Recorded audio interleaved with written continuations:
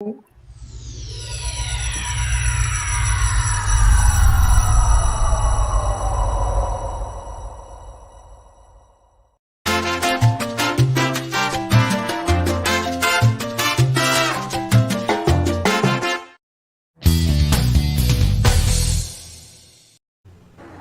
right, welcome into Before Floor, an extension of 5 on the Floor here on the 5 Reasons Sports YouTube channel. Make sure you hit that like and subscribe button. Also, make sure to check out Biscayne Bay Brew, the official beer of the 5 Reasons Sports Network, also of the Miami Marlins, and partnered up with the Miami Heat as well. You can find them at FTX Arena. Try the Tropical Bay IPA, the La Colada Porter, and all of their other great beers. You can also get them at many locations in South Florida, including Quarterdeck, another of our partners, and Winn-Dixie, Publix, Whole Foods. It's great beer, and it's great local beer, which is most important. So support our local sponsors. Also, our friend Mark Brown, marcbrownpa.com, the man with the plan. If you need an estate plan, Mark is the guy to reach out to. He's based right there in North Lauderdale, just north of Cypress Creek Boulevard off of Andrews, 954-566-5678, 954-566-5678. Again, if you're young with a family, you need to do this now. Don't wait. Mark can get you all the forms. He'll go through it with you. It's not expensive, and it's necessary. Also, as a title company, right there in-house, as I say hello to Benny the Bull, who just walked by me. Hello, Benny the Bull. Check out Mark Brown, also a big Miami Heat fan. All right, here's who we've got tonight. Oh, we got a full crew. We figured in honor of the fact that the Miami Heat, I'm not even going to ask Brady who's in, who's out question tonight, because I'll just tell you, everybody's in. Everybody's in with 5 games left of the season. Everybody's available. I just watched Caleb Martin out on the court with Max Strus and Gabe Vincent. Those were the 3 questionables. They're all worked out. They're all playing. So we've got 6 tonight. Greg Sylvander. Follow him at Greg Sylvander. You got Ricky J. Mark. Mateo Mayorga. You can follow Mateo Mayorga 23. Also, Jonathan Ramlicon at 3-piece combo, and Brady Hawk at Brady Hawk 305. So instead of asking who's in, who's out, Brady, let's just go to this. Do we anticipate that we will see the same basic 9-man rotation that the Heat have been going with, even when a couple of guys have been in and out? Yeah, that's the question. Strus is going to stay in the starting lineup, at least for now, over these last couple regular season games. The question for me is not that they have a bunch of guys. Oladipo and Morris are situational, but they have 5 legitimate bench players tonight that they have to pick 4 of if they want to go 9. You have Gabe, you have Tyler, you have Duncan, you have Caleb, and you have Dedmon. You got to pick 4 of those, unless they want to go 10. It wouldn't surprise me if they went 10 in a game like this. But it is a question to be had, especially I think they want to get Gabe in some type of rhythm, even though you'd probably say he's the odd man out among that group. I think you want to play Gabe right now. You want to see him build some type of momentum because I think he's a player you can use in the postseason. So that's what I'm kind of looking for in this one. It's just now that they have a full group, they've eliminated a few of who they want to be in this rotation, but now it's kind of like the final cut before they kind of get to the real thing. I want to make one thing clear. If they lose tonight, it's not my fault. Alana Tower is in the building here tonight as well, so it's her fault. I'm sitting in the same seat that that I watched the Heat come back in Game 5 of 2011 Eastern Conference Finals. So they were fine when I was here the last time I was here. Greg, last night Milwaukee basically threw up the white flag to a certain extent against the Clippers. They could have played everybody in that game and probably won the game, considering how many guys the Clippers had out. So then they gave up 43 points to Robert Covington. But the Heat can pretty much, they can move into pole position. They're in pole position. They can move into a pretty good position if they win tonight, if you look at it. Milwaukee's schedule, they've got a couple challenging games coming up. So, is this, in your view, is this the pivotal game here of the Final 5? I don't think so, actually, honestly. Milwaukee they play Chicago in let's see, in just a few days. And in between that, they have Dallas. Milwaukee does, which Dallas is fighting for position as well in the Western Conference and playing really well. I think this actually could be one on this trip that they have the potential to drop. I know that people don't expect me to normally say that, and I would just caution because of this. The Heat rarely sweep the Bulls in a season, and they've beat them 3 times this year. So inevitably, I feel like this is a game where Chicago's going to come out hot. The Heat have to go 4-1 in their final 5 to secure the 1 seed, no matter what anyone else does. This could be the one, but otherwise they control their own destiny. And to your point, I think the teams are not really, if they fall into the 1 seed, that's fine. So it's Miami's to lose at this point. Well, I actually think Toronto, second night of a back-to-back, a lot of emotion there with Lowry. To me, I looked at that as the tougher game on the trip. Ricky, I'll go to you next on this. You could be right. Well, we'll see. But Ricky, I'll go to you next on this. Billy Donovan was asked before the game again about the idea that they haven't beaten good teams this year. I mean, it's not like they have a losing record. They've been walloped, okay?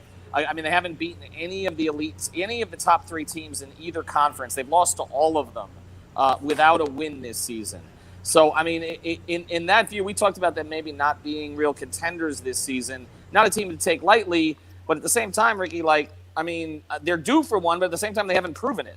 Yeah, you're right. But here's the thing. When it comes to Miami playing in the United Center, it's always something weird because of whatever reason, dating back to when Michael Jordan used to run and when Dwayne used to have all those issues coming back home.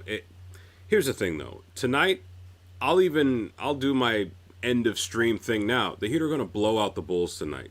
It's not going to be close. It's going to be embarrassing. The Bulls are frauds.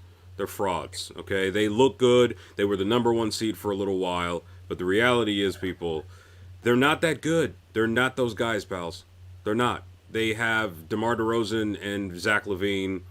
Little else. They're not using Vucevic the way they should be. They're honestly not the threat that they are. They have great players, but they're not a great team.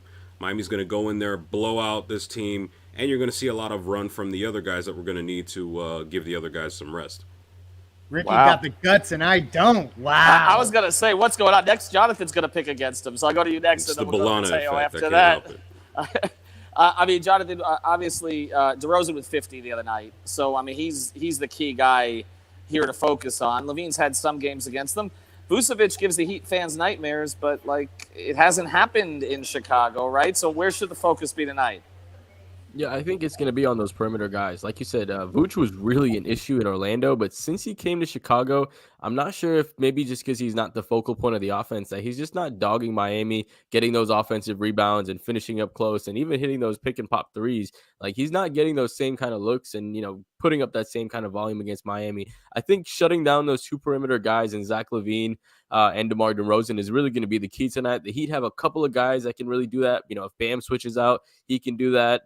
Gabe Vincent is pesky enough to help there. Of course, Caleb Martin is going to be great. PJ Tucker, Jimmy Butler. We have a variety of guys that we can throw out on them. And I think that's going to really be the key, is just make those guys' life hell and make everybody else try to beat you. Mateo, it feels to me, even the way Billy Donovan was talking today about Patrick Williams and others, he went through this whole long answer about he Spo took one question. Billy spoke for 15 minutes. But basically, Billy went through this whole thing about how Patrick Williams, when he came, he didn't know he was supposed to eat breakfast. He didn't know that, where the planes were and all the rest of this stuff. It seemed to me like that's in the context of this Bulls team, that like this was not supposed to be the year for them, but they got off to such a good start that the expectations got out of control. Is that fair? Possibly, speaking of Patrick Williams, he hasn't played very many games. He's only a second-year player, only 82 games for his career. But there's a direct correlation with the Bulls' interior defense improving in his 7 games since he's been back in the rotation. They were very bad in that area before his return, and in 6 of the 7 games he's been in the rotation back, they've been about best 7 in the league defending the paint, which is a vast improvement. They, like Ricky said, they were not expected to do well. You said that, but they were the 1 seed for a while. They lost it. The reality is they are not a very good team at best. They are just average on defense, and they have various holes. And guys like Nikola Vucevic, they're not shot blockers. They can be isolated on the perimeter and you can create space on them. So I think I would agree with you. They're not a contender this year. They're, like Ricky said, they're a team with very great players. Brady, Jimmy Butler, since he left Chicago, has put up more points per game against the Bulls than any other team. But looking at their current configuration, how effective do you expect him to be tonight? Yeah, I think it's a possibility just because of the different reasons we've seen as of late. But I think it's more of the drop killers type of game. Like, this is a Kyle and Tyler type series. Like, if they can just pick on Vucevic in a way where they drop him in the pick and rolls, like, that seems like the way to go. The other way around, speaking of trying to stop the Bulls, like, this is the type of team that you like to do that Bam and PJ thing. Bam's going to see a ton of time with DeRozan. They like putting Jimmy on LaVine, and he can help off on those type of coverages, and that's why you feel comfortable. I think the number was Vucevic shooting like 13 of 38 this season against Miami. Mm-hmm. It's just pretty crazy how they've been able to stop him in that way, that if you throw PJ on him down low, that he can at least do a decent job on him. But the more of the offensive stuff, I just feel like this is a Tyler and a Kyle thing more than Jimmy. I feel like they can kind of take. I don't know if Kyle wants to take too many shots in this one because I think there's going to be a big one tomorrow in terms of just trying to show off in a way in Toronto. But this feels like a Tyler Hero game to me. Well, could that affect, Greg, could that affect the usage of Gabe tonight? Because I feel like you don't want to burn Kyle out emotionally or physically tonight, considering what he's going to be coming into. They're getting in late to Toronto tonight, okay? Probably, 2, 3 in the morning. They got to go through customs, which is, I've done this with them. It's a pain in the ass, okay, especially now. And then tomorrow, he's going to have a lot of people, I'm sure, who want to see him before that game tomorh. I mean, it's a big, this is a huge deal. Yeah. It's like Dwayne Toronto. coming back, kind of. Yeah. You know what I mean? Like in that kind of context, but in a much warmer way. And the tribute stuff, I think you're onto something that I think not only Gabe, but you could see them try to get that Tyler Bam stuff going where it doesn't have to rely as much on Kyle's quarterbacking necessarily on some of that two-man stuff. So to Brady's point, drop killer night. I know Kyle typically is that, and he can do that in spurts. But I think tonight, since you have the full roster, I think it is an opportunity, not as much maybe for an Oladipo or a player like that, but definitely Gabe Vincent, Caleb Martin, Max Strus, those guys to get extended looks. All right, I want to ask a question here. I want to see if anybody answers differently because I know Greg has a certain opinion on this. It is looking more and more likely that Cleveland is going to end up the 7. You just look at them where they are behind the 6 and where they are ahead of Brooklyn, that they probably will be able to secure the 7th spot. But of course, that doesn't mean that they would end up 7th because they could lose a game to the 8th seed and ultimately end up 8th, or even worse, honestly, or as it plays out. Brooklyn is currently the 8. Charlotte lost today. They got blown out by 30 in Philadelphia. We know that Atlanta's the 9. They're playing reasonably well.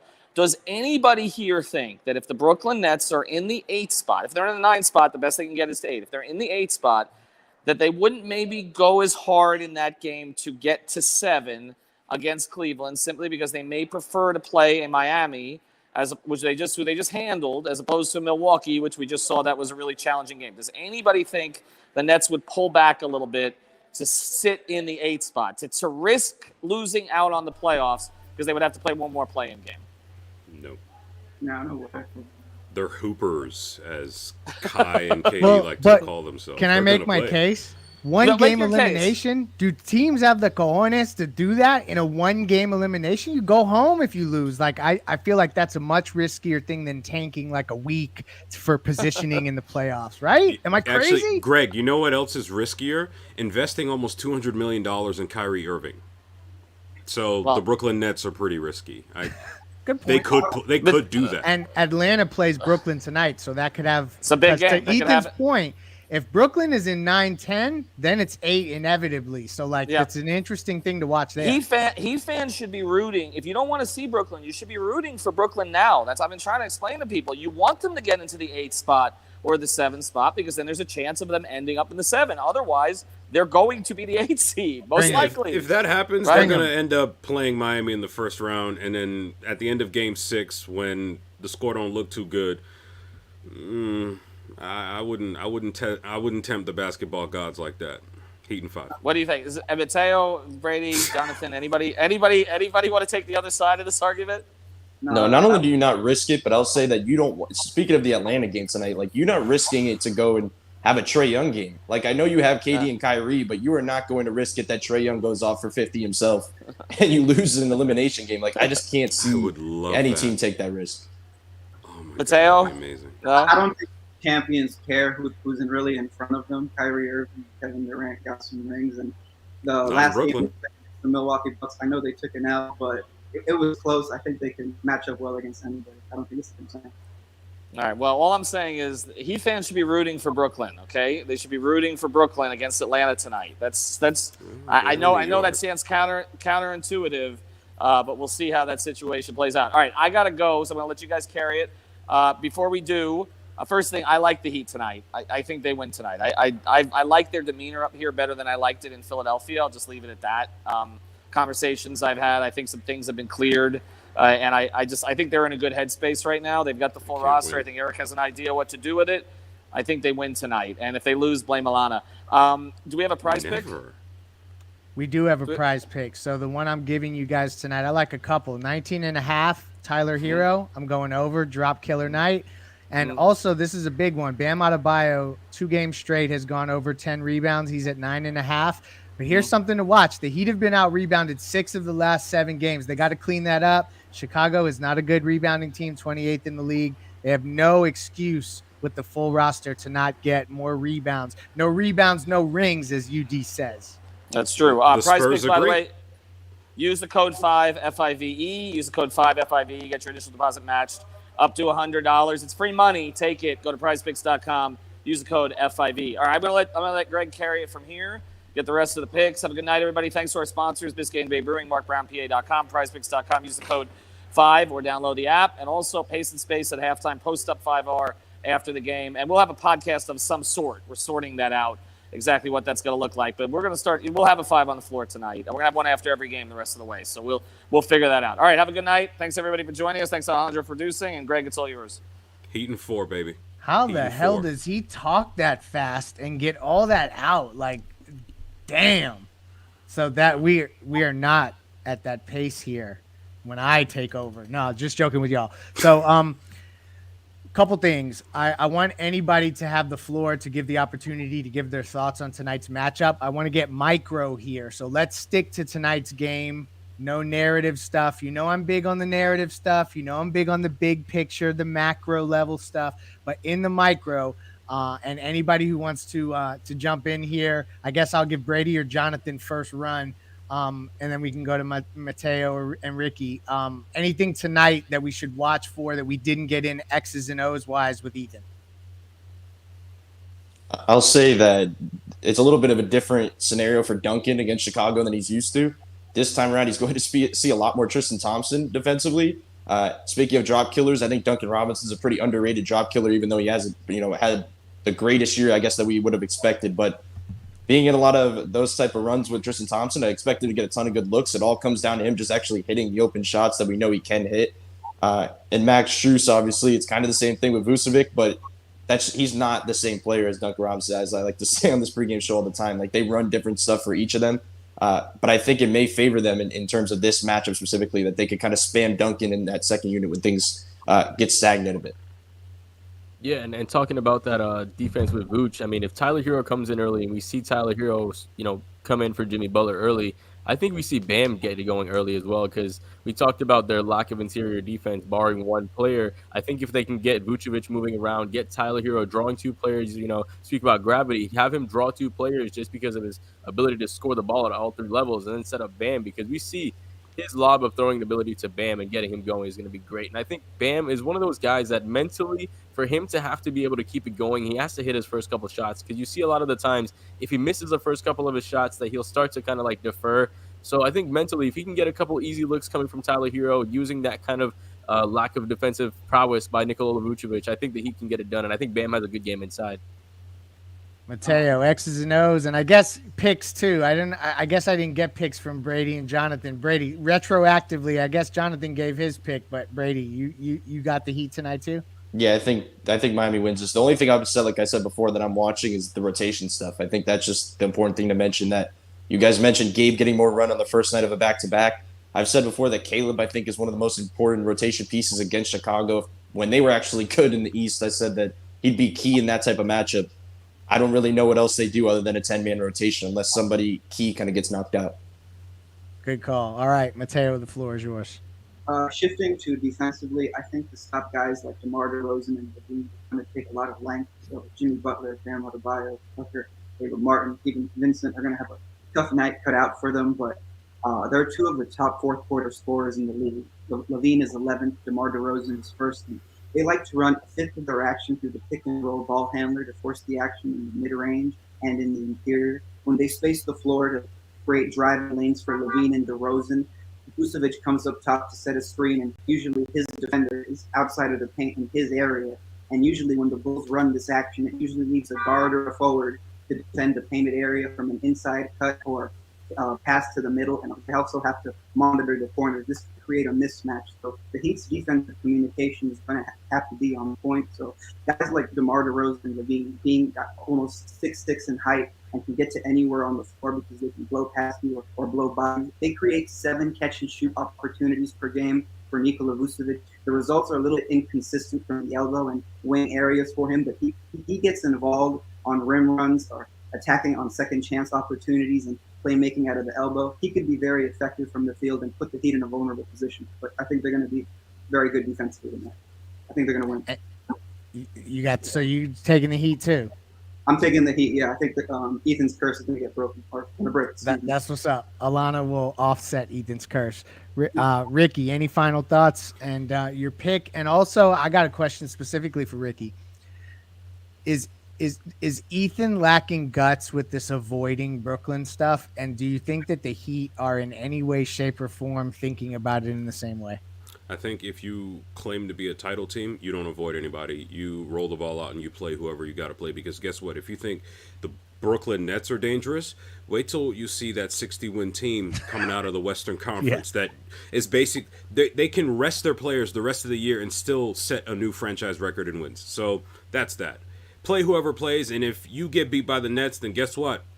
Guess I was right. Maybe we were not a championship team, or Anyways, but for tonight, it's not going to be pretty. This is one of those nights where I'm not going to be mad at Bam for having relatively pedestrian stats compared to how good he is, because he won't need to get to 25 and 13 because he'll be on the bench. Like I said, they're going to blow the Bulls out by at least 15. Call it the Bolana blessing, if you will, since she's going to be at the arena today. It's not going to be close. You're going to see a lot of burn from some of the end-of-bench guys. You're going to see some Yurt 7 minutes. He might even get 11 rebounds tonight. It's not going to be pretty. They're going to end this game early, and they're going to do it for Kyle Lowry, who's going back home. Yeah, who's going back home tomorrow. Just sit back, enjoy the game tonight, relax, maybe order a pizza. If you drink, I don't. Get some Biscayne Bay from wherever it is it's available. Just enjoy the game. Look at the sponsor plug. I appreciate that. We appreciate that around the network. Mark Brown, PA, as well. Thank you for sponsoring this program. I'm with you guys. I've completely changed my projection. I'm taking the Heat, and this is why. We talk about who they're doing it for. Max Strus is a Chicago product by way of DePaul, etc. I think he shall have a big one tonight again. So this is going to be the Max Strus road trip. And I think the Heat, who are 2.5-point favorites on the road, which I think is an interesting thing to watch there. I think that they win in pretty convincing fashion late in the fourth quarter. Fourth quarter offense we get to watch. So that's where I'm at. I completely pivoted throughout this program. We have some convincing panelists along for the ride. So just want to, again, reiterate, 5 on the Floor will get recorded tonight. Either Ethan or I will host. Brady will be there as well. Probably Alex also. 5R post up 5R, is taking place after the game. Pace and Spaces. If you're on Twitter, find your Twitter Spaces. You'll see it happening. We'll all be sharing it from our accounts. Super dope to get in there and get your Heat takes off at halftime with our 5 Reasons crew. Rest of the programming around the network. We appreciate you guys joining us. Anyone got any shameless plugs before we go? All right. No shameless plugs. Let's go Heat, as Ethan never finishes the show, but I do. Heat and 4. That's even better. Heat and 4. All right, guys. Thank you for joining us here on the pregame show for the 5 Reasons YouTube channel. Reminding you guys, the Miami Heat is first right now. The Bucks lost last night in an ugly game against the Clippers, and the Miami Heat's first with 49 wins and 28 losses, 1 game ahead of the Bucks, who have 48 and 29, 1.5 games ahead of the Boston Celtics. The Bulls, tonight's rival, are 4 games behind the Miami Heat, 2 games behind the Sixers for the 4th place there in the Eastern Conference. So very important games, a game for them as well. They're tied also with the Toronto Raptors. So, if they lose tonight, they can drop to the 6th place in the Eastern Conference. Let's go ahead and listen to today's episode of 5 on the Floor in case you guys didn't get to listen to it during the day. Here we go. Talking a little bit of what's the plan. What's the plan for the Miami Heat in these last 5 games of the regular season? Here we go.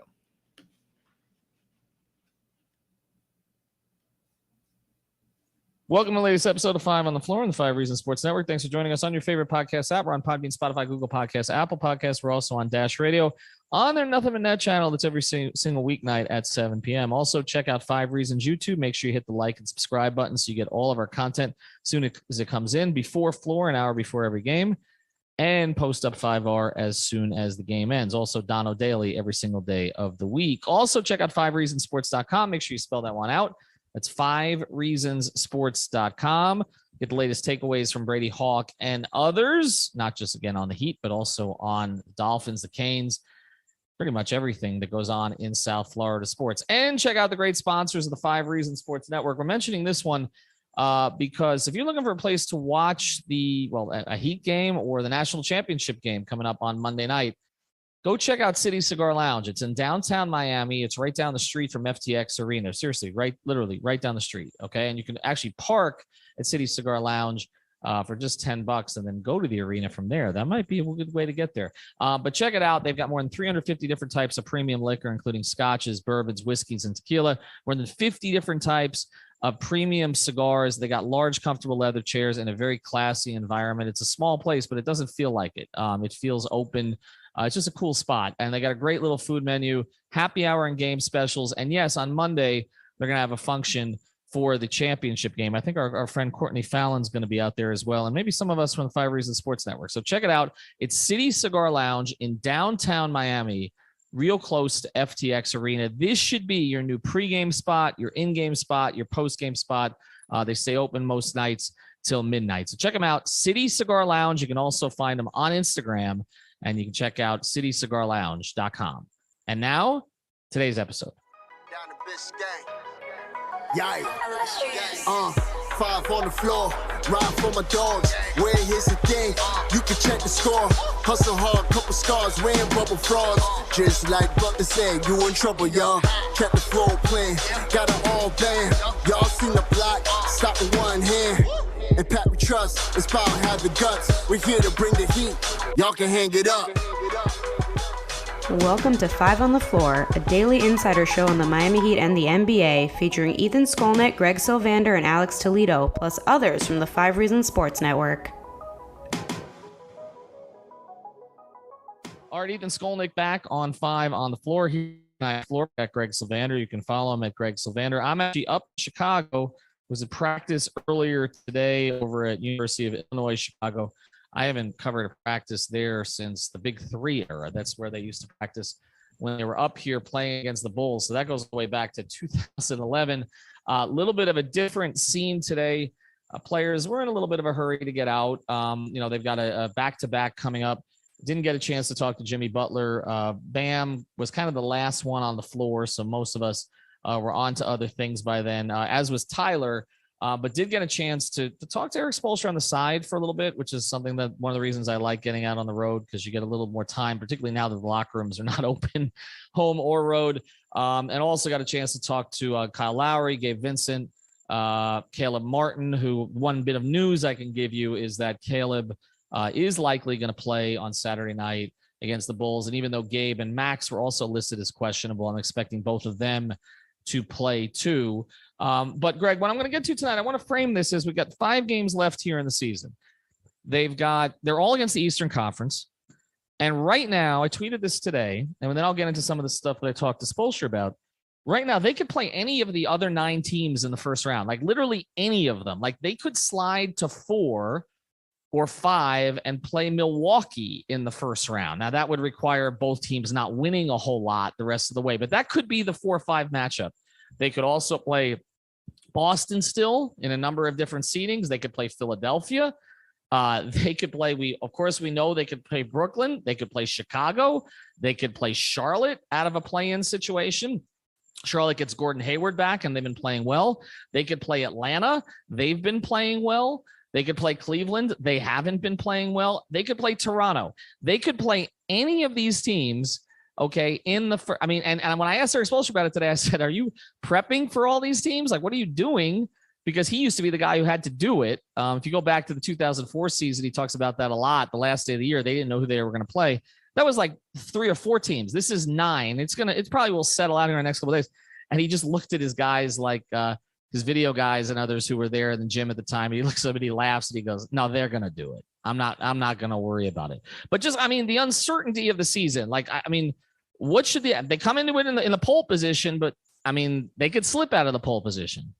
It's true. The league has to love this, right? The fact that there's so much uncertainty, like it makes these last 5 games collectively around the league. I was watching games last night where you could tell the intensity level has increased. And that's fun. Like the Milwaukee Brooklyn game was awesome last night. You know what I mean? And that's really the team I'm watching though. Like, honestly, with Boston and Philadelphia being 2 and 2.5 games back respectively from Miami, like with 5 left, I don't think that they're going to catch them, particularly with some of the tiebreaker stuff that goes on. It's really the Milwaukee matchup. Milwaukee's sitting a bunch of guys against the Clippers tonight. So I really feel like, to your point, Miami is in the pole position in the 1 seed. Now, obviously, you lose to Chicago and Toronto in a back-to-back. Things change very fast in this league. I totally get that. But something about that Celtics win felt like it was solidifying things that they needed to see go right. And so I'm expecting them to be really competitive in the next 2. And if they get one of the next 2 and then close up shop on the remaining, schedule, they're going to be in good shape for that 1 seed. Well, let's look at these games. All right. So you're playing against essentially 4 teams that are in the mix and 1 team in the last game of the year, Orlando, that is decidedly not. Okay. So, I mean, you would assume, I know that they've struggled against Orlando over the years, but this is not the same Orlando team. There's no Fournier, there's no Vucevic. It's not the same group that you had before. They won't be playing for anything.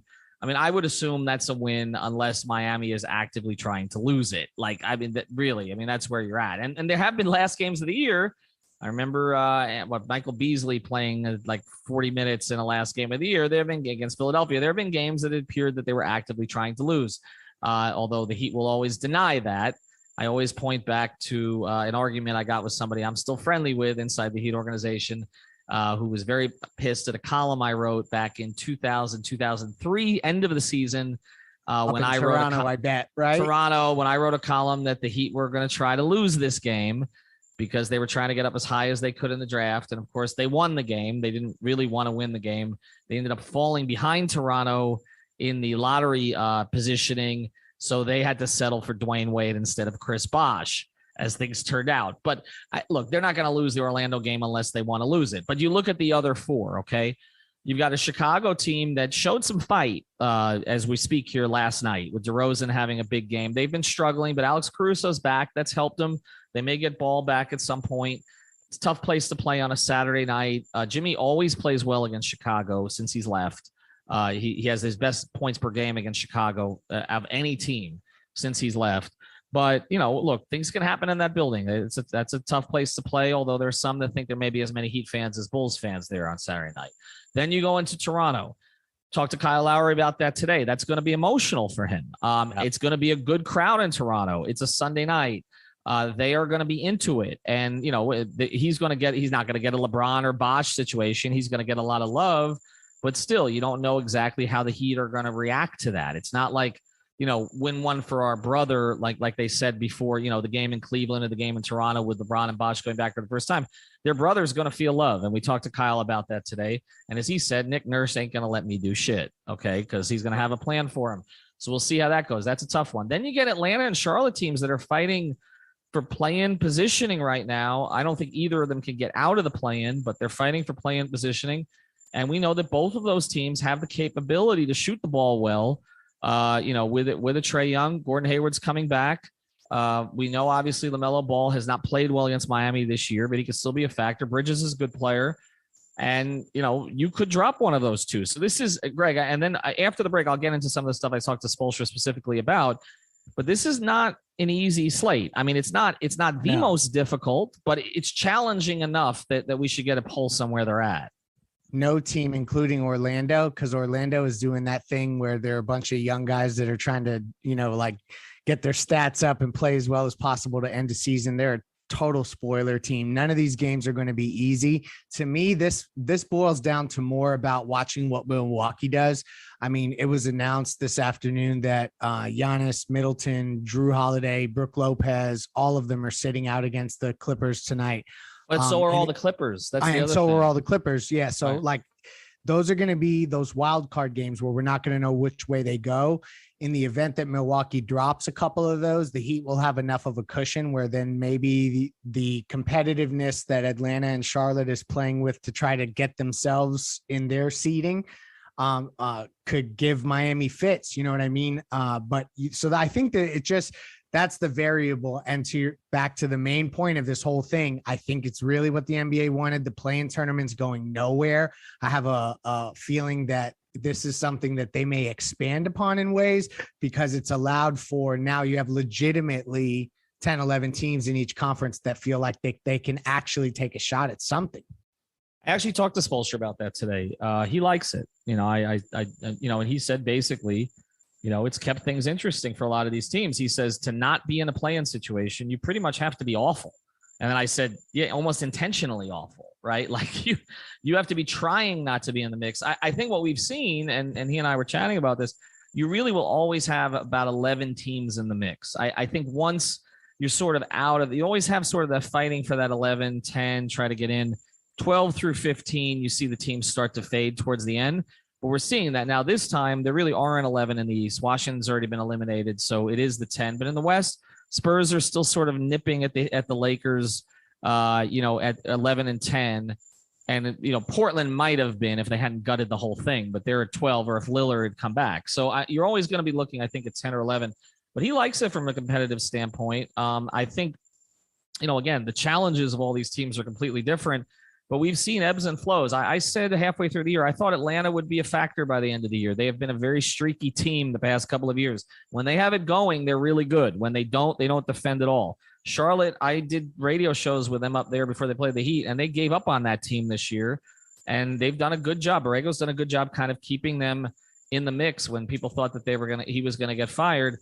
And then Cleveland, you look at a team like Cleveland that, we all sort of rated, not very highly before the year. They had a great run, but then just pretty much everybody's gotten hurt. And that's the thing. So a lot of it is about health at this time of the year. And we'll get more into the matchups as we go. I do want to get with Greg here to some of the stuff I talked to Eric about, which I think people will find interesting. I did put some of this on our off the floor feed today. So I hope you guys are subscribed because, I'll eventually get to all of it on the podcast, but it might be hours later, days later. Same with Greg. When we have information, we're going to put it there first. Okay. People who are supporting us from a subscriber community, we'll put it there first. We'll get it to everybody else, but that's where we're going to go immediately. So 5 Reasons Sports Twitter is where you'll find the link. And I put it up there regularly. And I think one of these days I'm going to put it up as my pinned tweet here.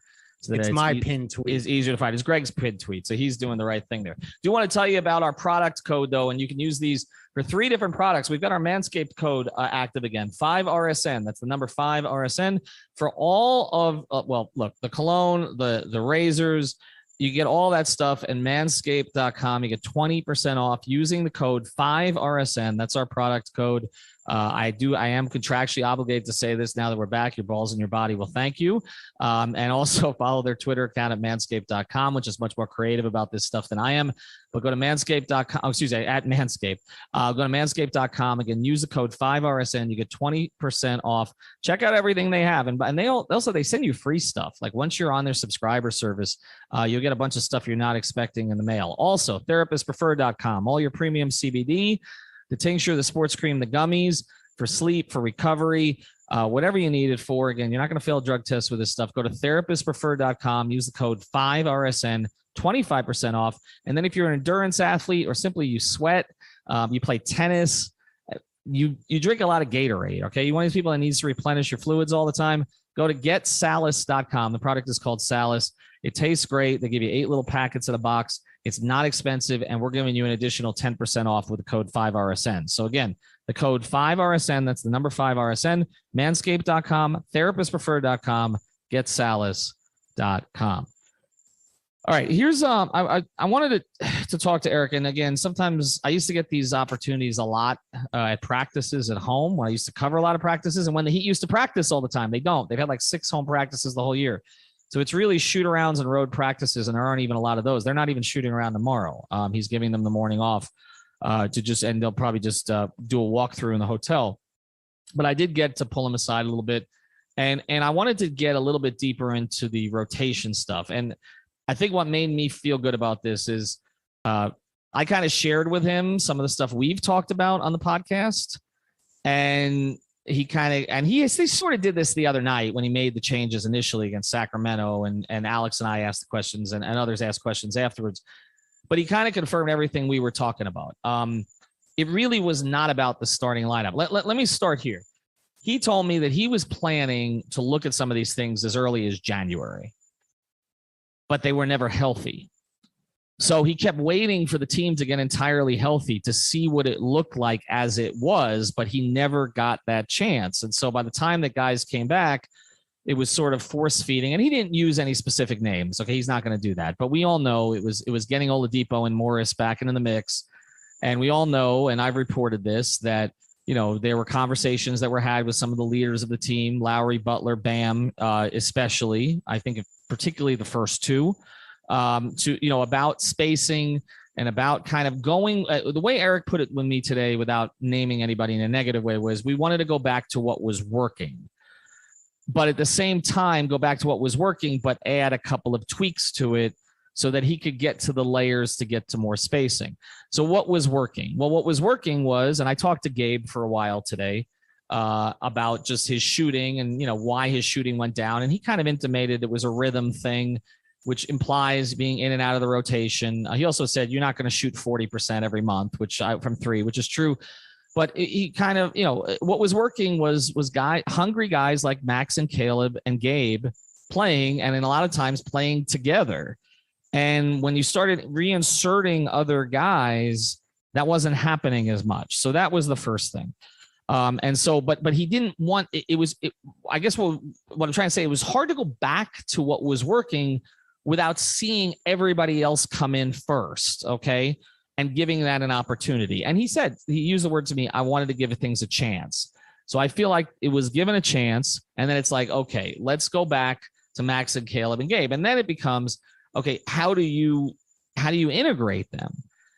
And a couple of things here. Number one, he said nothing negative to me about Duncan Robinson. I mean, I asked him in the group about Max Strus's defense, and he talked about how Max has become a very good off-the-ball kind of defender, weak-side defender, particularly with his rebounding. I think that matters, his physicality away from the ball, and we've seen that. And we've seen him, take the charges and all that stuff, but it's also the box outs, the clear outs. Those are things that Duncan, who I think maybe a better just straight-up positional defender, maybe even a better one-on-one defender, is not, Greg, as adept at that. He doesn't have the he doesn't play with the physicality that Max does. So I think that's part of it.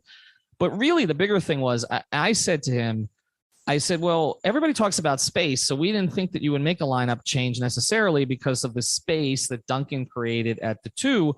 And I kind of answered the question for him. I said, but there are other ways to create space and other layers of ways to create space. And that, Greg, is what he's trying to get at. It was creating space beyond the starting lineup. And the way that the rotations were before, without having Duncan available to those second units, or not being able to kind of clear Jimmy off the floor, maybe for Bam and Tyler, he couldn't create space for those other units. So it's that's what I keep saying. It wasn't one move. Eric is always kind of thinking layer. Final thing two final things I want to get to in this. One, this was not analytics driven. I thought it might have been. I've said that on podcasts because Eric sees the analytics, they come in. I said, Eric, were you aware that the changes you made brought you back or brought you two lineups or 2-man or 3-man combinations that have been better this season from a plus minus, per 100 possession perspective? And he said, not really. He says, it's just feel, because I said, Bam and Tyler has been one of your best 2-man combinations. And he's like, well, that may be true, but I just like the way they play together. Yeah. You know what I'm saying? So I think it's not that I've always said he looks at the numbers, but he's not really driven by the numbers. They're not the defining factor for him, and they weren't in this case. It just so happens that the moves he made based on his feel, knowing his team, what looked good to him, his quote unquote eye test, to quote our old friend Alf, was consistent with what the numbers have shown this year, but the numbers were not the driving force. It shows that he still has Riles DNA, because like this was very much like when you mentioned that to us prior to the show, it felt like something Riley would say. And the other thing with Max Strus, I asked around, and something that I thought was interesting that I heard from more than one person was that part of what they like about Max Strus, particularly what certain players like about Max Strus in the lineup, is like he's a guy that if he gets punked during a game, he will go at the guy who punked him. And there's an element of that. And I don't know how to articulate it or quantify it in basketball statistical terms, but there's something about that demeanor that jives with the guys in the first unit. And I think that they wanted a guy that had a little more versatility. You just see he catches that lob from Kyle in traffic. Like that's just stuff that Duncan doesn't necessarily do. So I think that to your point, though, it's all a domino effect. That move was not as much about the starting lineup as it was about balancing the rotation and preparing this team to be as close to a well-oiled machine as you can, as they tried to obviously integrate guys too late in the season. But they had to give that a shot. They had to approach with due diligence and see what Depot looked like, see what Keefe looked like. And you may see them in spurts still, but I think we've kind of landed on the guys that Spo trusts here. And I don't think he wanted to do it this late. Like I said, his plan was to try this in January, February. But a couple of things you hit on, which we've also talked about throughout the year on this podcast, that Max Strus is more of an alpha personality than Duncan Robinson. And that starting lineup has 3 definitive alphas in it. In PJ, Jimmy, and Kyle. And so it is a more natural fit to put you were basically putting Duncan in there for Bam, but then Bam was, as we've discussed, over reliant on Duncan, which sometimes made him passive in his own way. So that's another element to this. The other thing I do want to make clear too is this isn't it. And I've said this also, that there's other moves. And Eric said to me, this isn't all that we could look at doing, but this is what we wanted to look at for now. Just keep that in your pocket, because we've talked about the possibility of maybe a Tyler Hero going into the starting lineup, maybe in a deciding game situation. Maybe it doesn't happen in the first round of the playoffs, or first game of the playoffs. So maybe it happens with your back against the wall, right? Particularly if Max isn't shooting well. Maybe it's Gabe Vincent to the starting lineup. Maybe it's Caleb Martin to the starting lineup in certain situations. I mean, you could look at that. I also think, one other thing I got into with Eric a little bit was the idea of, the Eastern Conference. And I said, do you think teams are going to size down or size up? And he said, well, I think it depends on the opponent, but he did talk specifically about Milwaukee. He said they've been playing big. He says they're big when Giannis plays next to Brook, and they've been playing some with Giannis, Portis, and Brook together.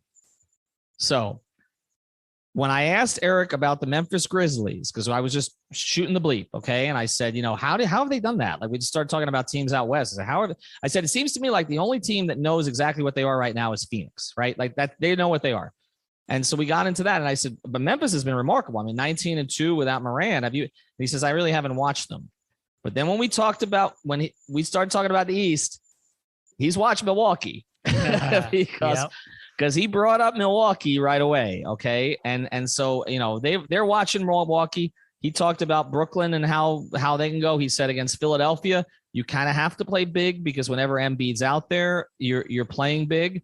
So again, we've talked about this being a little bit matchup dependent with some of the guys. And that's why I think we could call this lineup changes and this rotation change he's made semi-permanent, but it's not permanent. I think it's what he wants. He would like to start with this as the template, but I think that he could go beyond this template now and look at something else. No coincidence too. Our guy Brady has hit on this completely. Hero in for Butler. Okay. Each of the last 2 games, Spoelstra smiled when I asked him about that. And I said, in the first 2 plays, Tyler went to Bam, right? He smiled after we said that. Brady picked that out immediately. The first play call when Tyler goes in the game is to get Bam involved. And I said, again, the numbers of the 2 of them, he says, well, I just think they play well together. But again, that's the future, Hero and Bam. And so clearing that out for the 2 of them is another thing to look at. I don't know if you have any final thoughts, but I just think a lot of it was confirmation of stuff we've discussed, which makes me feel good that we've all been kind of on board with all this. But also, I just want to be clear to listeners, it may change again. It may change again. I think that a matchup dependent, performance dependent, combination dependent, confidence dependent. They know that to win this conference, they have to be at peak level, that there's not going to be an easy series against anybody. And so that's why I think he has to be more flexible, as he always says, adapt or die. Listen, it's April 1st, y'all. Let's take us all the way back to around October 1st. If we said with 5 games remaining, the Heat control their own destiny for the 1 seed, and they were going to have some tough games, but you would take this scenario, right? Like, so ultimately, I think that this end of the season run, you're right. Like, the beauty of this particular team is that they have essentially the 4 core guys they're going to start. And that 5th guy, they trust a lot more people than we were talking about back on October 1st. So I just think that that's huge for the team now, is that there's multiple guys that can get into this mix and play. I wouldn't be surprised if Caleb Martin were to get inserted in a certain series, etc. So all good things. And I hope they get that game in Chicago, because if they get the Chicago game, there's a couple tough ones coming up for Philadelphia. I think that they can create enough separation and clinch that 1 seed before the Orlando game. That's the goal. All right, that's going to be it from here. We're going to come to you from Chicago. I'll pop on at some point on Saturday, I'm sure, from the arena. Greg will be with you. And then obviously they play Toronto on Sunday. Check out our sponsor, City Cigar Lounge. And they're going to have a little function on Monday for the national championship game. We'll see who makes that one. And also, of course, use our product code 5RSN at manscaped.com, therapistpreferred.com, and getsalis.com to get your discounts. Have a good night, everybody. Thank you for listening to the 5 on the Floor on the 5 Regional Sports Network.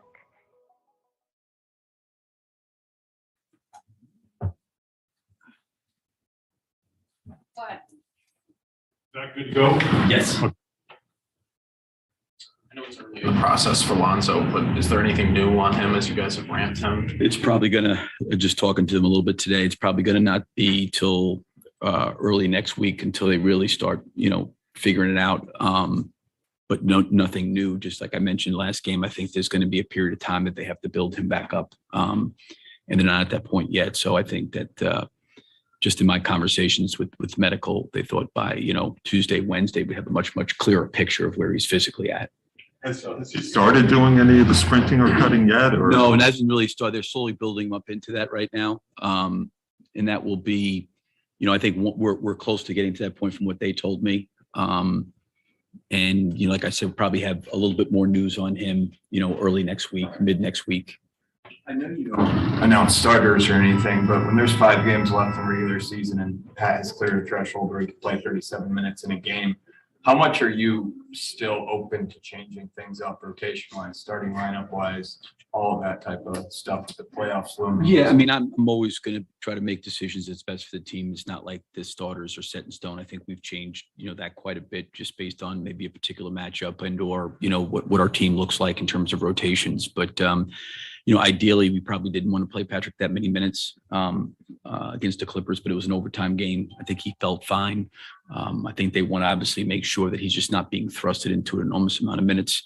I think it was good the way he played, in the second half. That was encouraging to see, considering I think the first half, he had some opportunities, in my opinion, to be a little bit more aggressive. And I thought he played more aggressively in the second half. But as it relates to his minutes, there's nothing there. And I think the first few games, they just really wanted to keep him between, 22, 25. And then obviously with this last game, with the way he's responded, I think his minutes can go up from where we had him at right when he came back.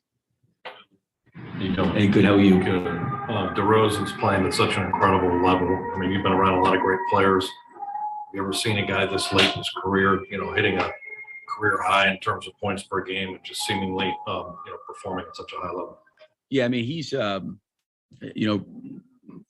amazing guy. More, I think people see what he does, but I think when you see him prepare in what he does and how he gets ready, and then I think the other piece for him is just his ability to shake off bad shooting, halves or quarters. It's like we're in a back-to-back with Washington, and I think he's like 2 for 12, and you can see that, it bothers him, and he has a way to mentally get himself through those things. And he's very, very tough-minded. He's very, very calm. He's very poised. I think that there's probably not any situation throughout his career that he has not been in.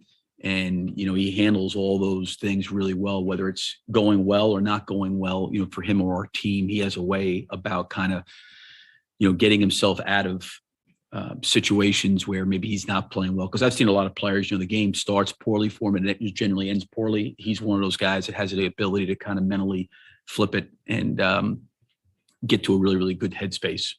You know, we celebrate this toughness all the time kind of thing. And what do you think of, I don't know if you've heard with Patrick Williams after those couple of games, where he's produced better.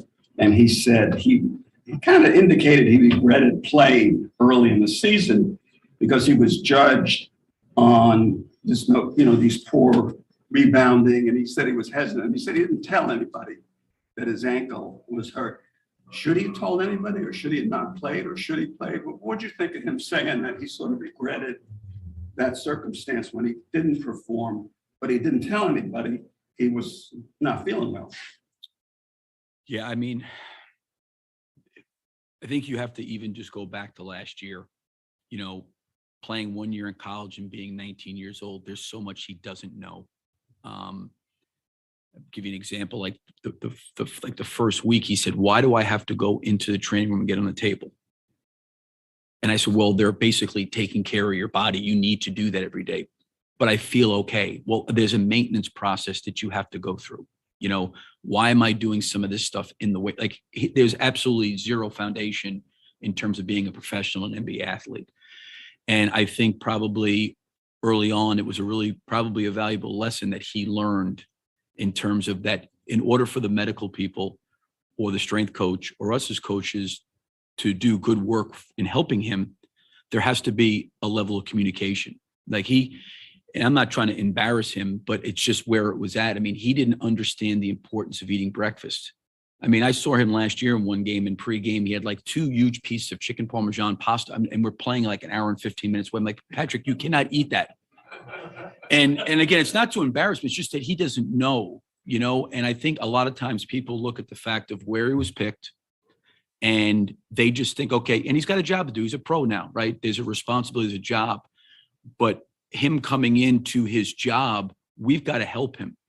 And the way we help him is him helping us understand what's going on. So yeah, probably earlier on when he was just uncomfortable, like I think he put so much time in the summer. He worked so hard to get himself ready to play. And I think once he was able to get back on the court, he wanted to stay there. He didn't want to probably say anything to anybody. And that's part of, I think, his growth and maturity. But it's not necessarily his fault, Sam, at all. You know what I mean? It doesn't know. I mean, I first came to the NBA. I'm like, where's the airport? Like, how do I get to the airport? Where are we? Like, there's different things that when you come up to this level that you're not aware of, that you need some guidance and some help on. And I would say for myself, I throw myself in that situation going from college for such a long time and going to NBA. There was a lot of new things I hadn't experienced that I needed to go through. And the only way you can go through those things is to communicate and say sometimes, like, I don't know. And I think for him, he's probably learned some lessons, you know, hurting his wrist, having that ankle injury, what he went through last year, no shortened training camp, no summer league, worked hard in the summer, but there's still a lot of things he has to get better at. And as much as people, you know, want to look at maybe where he was picked and who, you know, looks physically, he's 20 years old, you know, there's a lot in front of him. And I think the guys in the team have done a good job helping him. You know, he's asking, I think he's not afraid to ask questions now, maybe more so than he did earlier in his career. But this is all part of his growth, and he'll get better from it and he'll learn from it. And, you know, I don't know what the situation medically would have been if he had said to them, "Listen, I'm still dealing with some discomfort in my ankle." I don't know if that was, "Hey, listen, we got to do more mobility, strengthening stuff in the weight room." I don't know if that was more treatment, if that was, "Hey, we're going to pull you back for a week." But you're never going to know that unless, you know, someone like him communicates those things. Lack of awareness a lot being in Florida that long. Maybe. I thought I have a little bit more, maybe being in New York for some period of time, right? Well, you guys got some work to do on him still because he's revealing to us unsolicited that he's late for shoot around and getting fined. So yeah, so he's still got a ways to go. But Well, the one thing I love about Patrick is he's very, very honest, and he's very, very sincere, and he's a very, very truthful guy, and I think he assumes responsibility. And like, again, all this stuff I think is new for him. I know he's had a year, and sometimes, it's like, even for me as a coach, when, you sit there, well, play him 30 minutes, sometimes he's not ready for that, and I get a chance to be around him every single day. And you talk to him, there's things he's trying to figure out along the way too. And you want to be able to put him in a position where he can be successful and put him in a position. Like, I've got to keep on thrusting him. Like, I had to get on him at halftime, about you have to do more. And then he goes out there and tries to do it, but it's got to get to a point where I think for him, it's a little bit more instinctive, where he's doing it a little bit more on his own. But when you have a player coming out of college as early as he's come out, listen, I've known Leonard Hamilton for a long time and was in the state with him in Florida for a long time. And he's a great coach, and he does a great job with his kids. So it's not absolute at all a reflection on anything about what he's gone through up to this point in time. He's got a great family, but a lot of people that haven't been up here at this level, it's hard for a young man to get prepared for that. And sometimes you have to go through these experiences.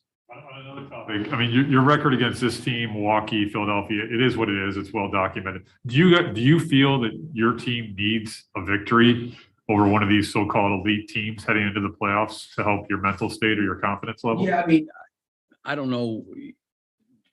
I guess the way I would look at it is when you're playing against elite teams, either in the West or the East, I think those are always barometer and measuring sticks, of where you have to get to as a team. And certainly the Heat, this season and what they did, the last few years, and even getting to the NBA finals, they're battle tested, in a lot of ways. And, some of our guys were not battle tested, and you have to go through, I think, some of these moments. And I think when you play against these elite teams, like we're getting ready to play these next 3 games, Miami, and then it's, Milwaukee, Boston, you find out like what is required going against these kind of teams. So, we have to, I think we've gotten better because our schedule's been so hard, coming out of the All-Star break.